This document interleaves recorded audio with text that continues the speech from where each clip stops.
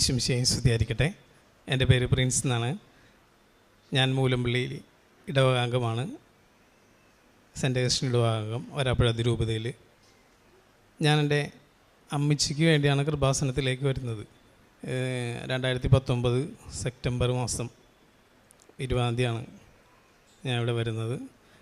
അമ്മച്ചിക്ക് അതിന് ഒരു മാസം മുമ്പ് അമ്മച്ചിയുടെ ബ്രസ്റ്റിലൊരു മുഴ, അത് എന്നിട്ട് ഹോസ്പിറ്റലിൽ ചെന്നിട്ട് ബയോപ്സി ചെയ്തപ്പോൾ മുഴ കണ്ടപ്പോൾ തന്നെ ഡോക്ടർ പറഞ്ഞു ഇത് സംഭവം ക്യാൻസറാണ്.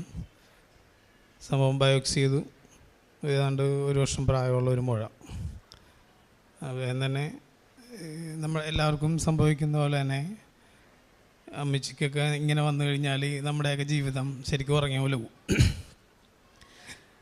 അപ്പോൾ മനസ്സുകൊണ്ട് തളർന്ന് തന്നെ അമ്മച്ചി കൃപാസനം പത്രമൊക്കെ വായിച്ചിരുന്ന വെച്ചാണ്. അങ്ങനെ കൃപാസനത്തെക്കുറിച്ച് അറിയാം. വേഗം തന്നെ ഇങ്ങോട്ട് പോന്നു. ഞങ്ങൾ എല്ലാവരും കൂടി ഇങ്ങനെ പോന്നു.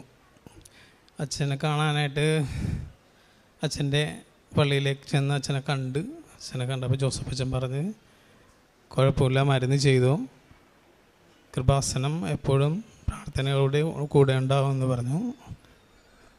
ഒരാൾ ഉടമ്പടി എടുക്കണമെന്ന് പറഞ്ഞു. അപ്പോൾ ഞാൻ ഉടമ്പടി എടുത്തോപ്പാ. എന്നിട്ട് ട്രീറ്റ്മെൻറ്റൊക്കെ സ്റ്റാർട്ട് ചെയ്തു. ഒരു 6 കീമോ ചെയ്തു, 16 റേഡിയേഷൻ, സർജറി. ബ്രസ്റ്റ് റിമൂവ് ചെയ്യേണ്ട അവസ്ഥ വേണ്ടായിരുന്നു, എന്നിട്ടും ബ്രസ്റ്റ് റിമൂവ് ചെയ്തു. കീമോ ചെയ്ത് കഴിഞ്ഞപ്പോൾ തന്നെ മാതാവ് അനുഗ്രഹിച്ച് ആ മുഴ ചെറുതായി വന്നിരുന്നു. എല്ലാ മരുന്നുകളോടും അമ്മച്ചി പൊരുത്തപ്പെട്ടു. ഏകദേശം ഒരു 4 മാസം കൊണ്ട് തന്നെ ട്രീറ്റ്മെൻ്റ് എല്ലാം പൂർത്തിയായി. അത് തന്നെ വലിയൊരു കാര്യമാണ്. അമ്മച്ചി ആരോഗ്യമായിട്ട് ഇപ്പം തന്നെ ഇരിക്കുന്നു. മാതാവിന്, എൻ്റെ ഈശോയ്ക്കും ഒരുപാട് നന്ദി. പിന്നെ എൻ്റെ വൈഫിൻ്റെ കാര്യമാണ് രണ്ടാമത്തത്.